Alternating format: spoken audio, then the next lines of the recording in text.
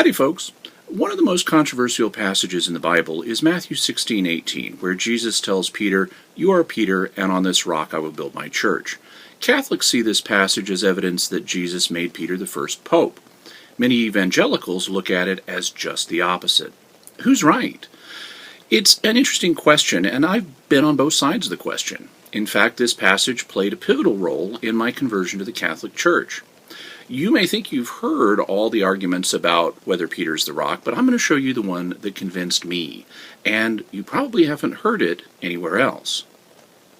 A common claim in Protestant apologetics is that in Matthew 16:18, Jesus is actually contrasting St. Peter with the rock on which he will build his church. The argument is based on the fact that the Greek word for Peter is Petros, while the word used for rock here is Petra. It's often claimed that these words meant two different things, that Petros meant a small stone or a pebble, while Petra meant a large rock. The idea is that Jesus is contrasting Peter, a tiny, insignificant stone, with the great rock on which he will build his church, which is often said to be not Peter, but Peter's faith. How well does this argument work? In the Expositor's Bible Commentary, the renowned evangelical Bible scholar D.A. Carson writes on this passage, and he says, "Although it is true that Petros and Petra can mean stone and rock respectively in earlier Greek, the distinction is largely confined to poetry. Moreover, the underlying Aramaic in this case is unquestionable, and most probably Kepha was used in both clauses. You are Kepha, and on this Kepha. Since the word was used both for a name and for rock, the Pshita, written in Syriac, a language cognate with Aramaic, makes no distinction between the words in the two clauses.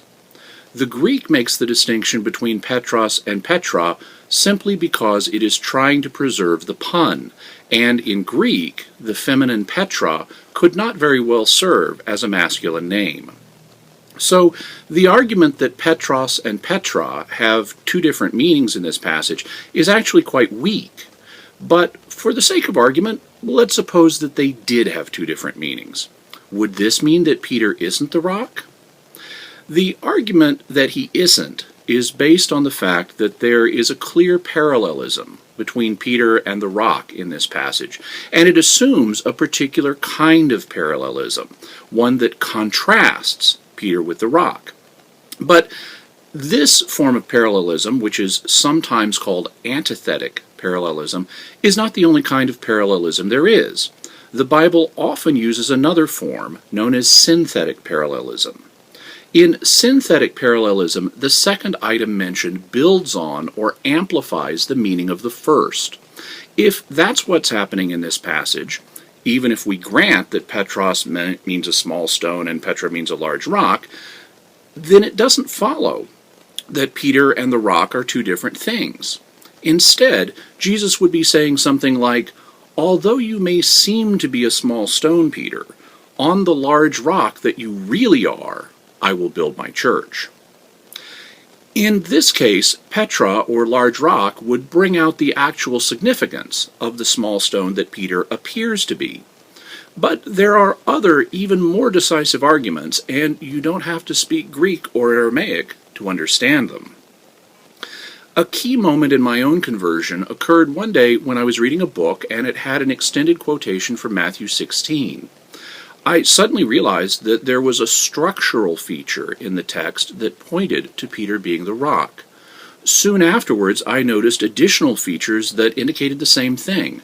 I realized that these were far stronger indicators than the arguments I'd previously taken for granted regarding the alleged difference in meaning between Petros and Petra, and I had to change my view.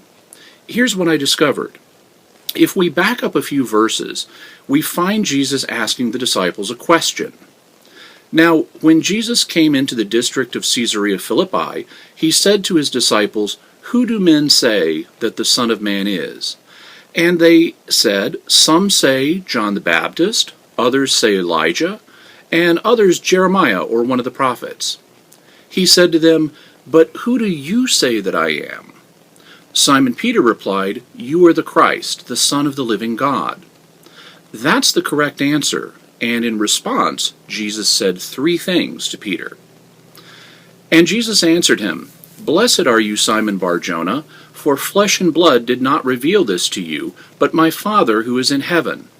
And I tell you, you are Peter, and on this rock I will build my church, and the gates of Hades will not prevail against it.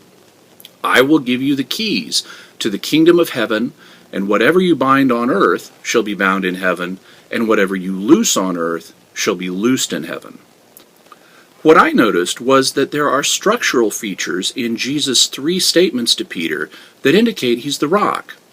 One thing I noticed is that the statements immediately before and after the "You are Peter" passage are both blessings. First, Jesus says, "Blessed are you, Simon Bar-Jonah." That's clearly a blessing. Then he says, "You are Peter." And finally he says, "I will give you the keys to the kingdom of heaven." That's also clearly a blessing. So, "You are Peter" is sandwiched between two blessings. The passage unambiguously stresses the blessedness of St. Peter. That argues against the idea that Jesus is belittling Peter in this passage. It would be like Jesus saying, "Blessed are you, Simon Bar-Jonah, you insignificant pebble. Here are the keys to the kingdom of God." I also noticed that each of Jesus' three statements to St. Peter has a two-part explanation attached to it. The first statement, "Blessed are you, Simon Bar-Jonah," is explained by, "For flesh and blood has not revealed this to you," which is further explained by, "But my Father who is in heaven." These are why Peter is blessed. He didn't learn of Jesus' identity from man. It was revealed to him by the Father. The third statement, "I will give you the keys to the kingdom of heaven," is explained by, "And whatever you bind on earth shall be bound in heaven," which is then further explained by, "And whatever you loose on earth shall be loosed in heaven." These are part of what it means for Peter to have the keys of the kingdom. He's able to bind things with authority from God, and he's able to loose things with authority from God. So when it turns out that the second, or middle statement, also has the same structure, then we need to read it the same way. The second statement, "You are Peter," is explained by, "And on this rock I will build my church," which is further explained by, "And the gates of Hades shall not prevail against it." So this is what it means for him to be Peter. Jesus will build his church on him, and the gates of heaven will not prevail against it. When I realized these things, I realized that Peter had to be the rock that Jesus is talking about. And that was a pivotal moment in my journey with God, because if Peter's the rock on which Jesus builds his church, that means that Peter is the chief apostle, the chief shepherd of Christ's flock. And that means that once Jesus has ascended to heaven, Peter is the earthly head of the church. That's a good description of the office of the Pope. And so when I realized these things, I concluded that I had to reconsider matters. I had to review my beliefs with an open mind towards whether the Catholic Church is right after all. In the end, I concluded that it is, and so I became Catholic. In the years since, my conviction has only strengthened as I've learned more about Catholic teaching and its basis in the Bible, including the role of the Pope.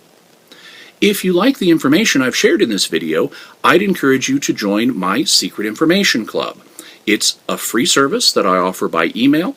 I try to send out fascinating information related to the Catholic faith. If you join, the very first thing you'll get will be an interview I did with Pope Benedict on the Book of Revelation. What I did was I composed questions about the Book of Revelation and then took the answers from Pope Benedict's writings. So I hope you'll check it out. You can learn more about it and join at www.secretinfoclub.com. Thank you very much.